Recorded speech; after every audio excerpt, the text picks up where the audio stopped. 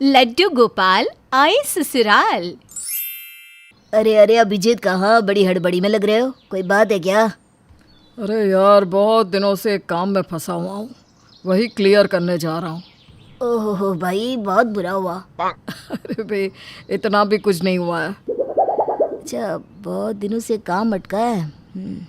अच्छा, ये प्रसाद ले, मैं अभी मंदिर से ही होता हुआ आ रहा हूँ। मिंटू अपनी भरी हुई थाली से एक चना उठाकर अभिजीत को देता है, जिसे देखकर अभिजीत कहता है, इतना ज़्यादा नहीं भाई, इतना तो मैं खा नहीं पाऊँगा। निकलता हूँ मैं भाई, देर हो रही है। ऐसे भी कर्म तो मुझे ही करना है ना। आज के ज़माने में इस तकनीक और भाग दौड़ की ज़िंदगी के बीच कुछ लोग कहीं ना कहीं उस शक्ति को भूलते जा रहे हैं जो हम सभी के बीच हमारी रक्षा कर रही है। पर भले ही हम उस परमात्मा को भूल जाएं, पर वो हमें नहीं भूलता। आज की हमारी सास बहू की कहानी इसी विषय पर आधारित है। अभिजीत का परिवार ना भगवान में ज़्यादा मानता था और ना ही उनके घर में भगवान का मंदिर था।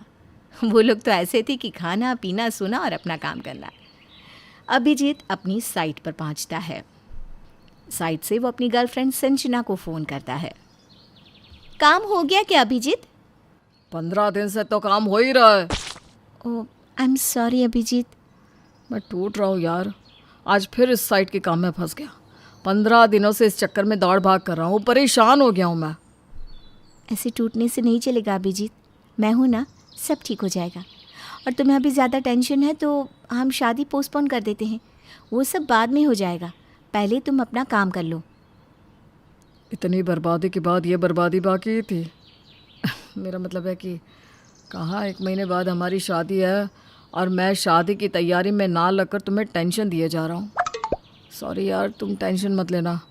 काम में आगे पीछे होना तो लगा ही रहता है, सब ठीक हो जाएगा। और नहीं हुआ तो दोनों साथ में ठेला लगा लेंगे, है ना। इसी तरह 15 दिन बीत जाते हैं। अभिजीत के घर ज़ोरों शोरों से शादी की तैयारियां होनी शुरू हो जाती हैं। शादी के 2 दिन पहले संजना अभिजीत को फ़ोन करती है। अभिजीत, मैं तुमसे कुछ कहना चाहती हूँ। क्या तो तुम 2 सालों से रही हो, मुझे लगा इस बार तुम सुनोगी। हे, चुप क्यों हो गई? मजाक कर रहा था मैं। बोलो, क्या बात है? तुम्हारे घर पर तो कोई भगवान में नहीं मानता, पर मैं भगवान पर बहुत श्रद्धा रखती हूँ। और मेरे घर वाले भी। मेरे पापा मुझे इस घर से विदा करते हुए एक मंदिर देना चाहते हैं, तो क्या मैं उस मंदिर को लेकर तुम्हारे घर आ सकती हूँ? अरे, तुम हेलीकॉप्टर भी लगाओगी तो मैं मना नहीं करूँगा। हम 2 अलग अलग लोग हैं संजना। तुम्हारी पसंद, तुम्हारी सोच मुझसे अलग हो सकती है, कोई बात नहीं।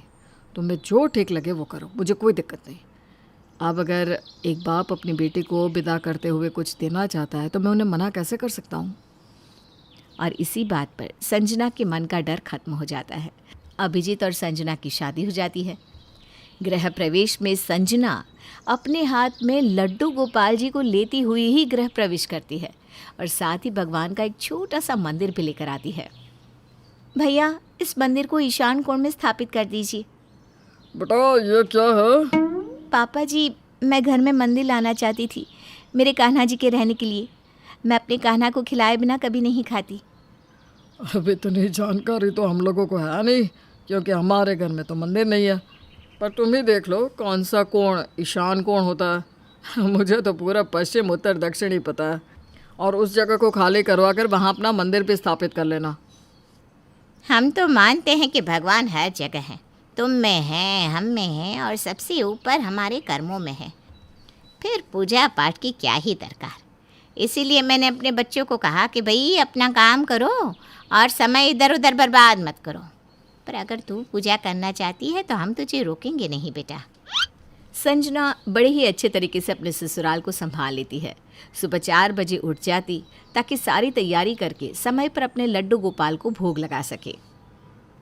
अच्छा, तो रात में उठना होता है? मुझे तो पता ही नहीं था। रात नहीं है, कम से कम मेरे लिए तो दिन हो चुका है। अब तुम अपना ये 1 लाइनर मानना ना बंद करो। नहीं, मैं ये कह रहा था कि अगर इतनी सुबह उठी जाती हो तो चौकीदार को हटा देते हैं। संजना घर का सारा काम अच्छे से करती, समय पर नाश्ता, दोपहर का खाना, रात का खाना, सबकी छोटी बड़ी ख्वाहिशों का ध्यान रखती। एक रोज़ खाने के टेबल पर न जाने क्या बात हो गई है, कुछ भी अच्छा नहीं चल रहा है। कितने सालों से एग्ज़ाम दे रहा है प्रेम, पर उसका एग्ज़ाम है कि क्लियर ही नहीं होता। अब ठीक से पढ़ाई नहीं करेगा मम्मी तो यही होगा ना। सिर्फ कमरा बंद करके बैठ जाने से कुछ नहीं होगा। ये तो काम से बचने का एक तरीका है बस। करता तो हूँ भैया, दिन रात बुक लिए बैठा रहता हूँ। अब एग्ज़ाम क्लियर नहीं हो रही तो मैं क्या करूँ? पेट भी सिर्फ बैठने से क्लियर नहीं होता प्रेम, उसके लिए कभी गर्म पानी पीना पड़ता है तो कभी वॉक करना पड़ता है। ये तो सरकारी नौकरी है, कैसे क्लियर हो जाएगी? पूरे घर वालों को बहुत उम्मीद है तुझसे। मुझ पर तो प्रेशर था, तुझ पर तो कोई प्रेशर भी नहीं है। सभी की बातें सुनकर प्रेम की नज़रें झुक जाती है। वो खाना अधूरा छोड़कर ही वापस से अपने कमरे में पढ़ने चला जाता है। संजना हर वक्त देखती कि उसका देवर कभी छत पर तो कभी आंगन में, कभी कमरे में तो कभी मोहल्ले में इधर उधर चलता हुआ सिर्फ नोटिस को याद करने की कोशिश ही करता रहता है, जिसे देखकर संजना लड्डू गोपाल के सामने बैठकर उनसे कहती है, कुछ कीजिए कान्हा जी, मुझसे देवर जी की ये चिंता देखी नहीं जाती, कोई रास्ता दिखाइए प्रभु। संजना ये कहकर जैसे ही अपने दोनों हाथों को जोड़कर अपनी आंखें बंद करती है, उसे एक धुन सुनाई देती है। ये आवाज़ कैसी? संजना उस धुन के पीछे जाती है और अपने देवर के कमरे के बाहर पहुंच जाती है, जहां वो दरवाजे के गैप से अपने देवर को गिटार बजाकर कुछ गुनगुनाता हुआ देखती है। मेरे कान्हा जी तो यही साक्षात बैठा सब सुन रहा है, बस हाथ जोड़ने की देर थी कि तूने रास्ता भी दिखा दिया कान्हा। संजना दरवाजा खोलकर अपने देवर के कमरे में जाती है और उससे कहती है, आपकी आवाज़ कितनी अच्छी है देवर जी, फिर आप म्यूज़िक इंडस्ट्री में कुछ करने की ट्राई क्यों नहीं करते? इन सब में क्या पड़ा है भाभी, वैसे भी घर वाले चाहते हैं कि मैं सरकारी नौकरी करूं, तो मैं वही करूंगा। कोशिश तो आप कर ही रहे हैं और आगे भी करेंगे। भगवान ने चाहा तो सरकारी नौकरी ज़रूर होगी, पर फिलहाल मुझे आपके अंदर जो गुण दिख रहा है ना, कम से कम उस गुण को तो एक मौका देना ही चाहिए। मेरे कहने पर एक बार ट्राई तो कीजिए।